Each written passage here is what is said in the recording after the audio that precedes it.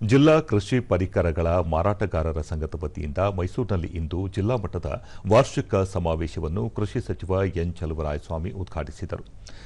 ಈ ವೇಳೆ ಅತಿ ಹೆಚ್ಚು ಅಂಕ ಪಡೆದ ವಿದ್ಯಾರ್ಥಿಗಳನ್ನು ಸನ್ಮಾನಿಸಲಾಯಿತು.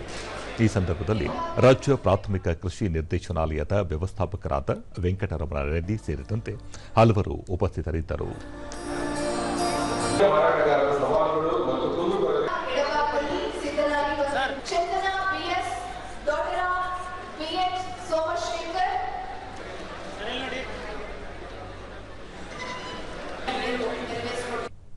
ಬಳಿಕ ಚಲುವರಾಯಸ್ವಾಮಿ ಕೃಷಿ ಪರಿಕರಗಳು ಹಾಗೂ ರಸಗೊಬ್ಬರಗಳನ್ನು ಮಾರಾಟ ಮಾಡುವುದು ಅತ್ಯಂತ ಜವಾಬ್ದಾರಿಯುತವಾದ ಕೆಲಸ.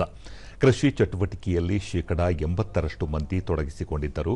ಆದರೆ ಇದೀಗ ಆ ಸಂಖ್ಯೆ ಇಳಿಮುಖವಾಗಿದೆ.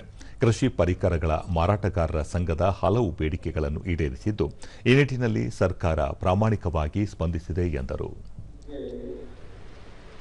ಎಕ್ಸ್ಪೋರ್ಟ್ ಮಾಡತಕ್ಕಂಥ ಒಂದು ಮಟ್ಟಕ್ಕೆ ತಲುಪಿದ್ದೀವಿ ಅಂದರೆ ಸರ್ಕಾರ ಅಥವಾ ಯೂನಿವರ್ಸಿಟಿ ಅಥವಾ ಮಾರಾಟಗಾರರು ಎಲ್ಲಕ್ಕಿಂತ ಹೆಚ್ಚಿನ ಪರಿಶ್ರಮ, ಕಷ್ಟ ರೈತರದ್ದು ಇರುತ್ತೆ ಇರೋದನ್ನ ನಾವೆಲ್ಲರೂ ಅರ್ಥ ಮಾಡ್ತೀವಿ.